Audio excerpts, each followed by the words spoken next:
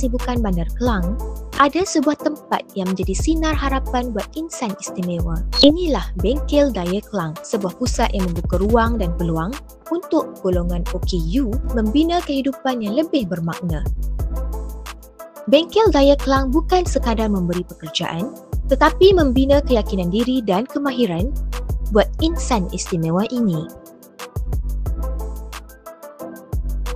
Di sini, mereka tidak dipandang sebagai beban, tetapi sebagai insan yang mampu menyumbang dengan bakat dan potensi mereka sendiri.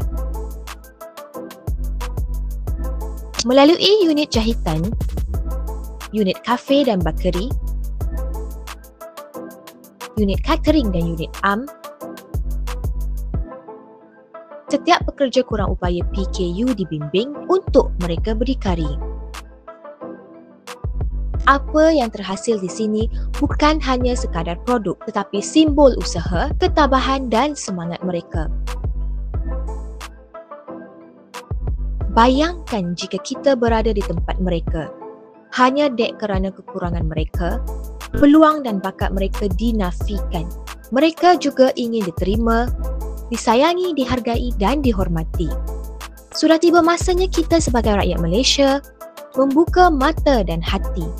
Jangan sisihkan mereka, kerana sebuah masyarakat yang hebat adalah masyarakat yang meraihkan semua tanpa ada yang terpinggir.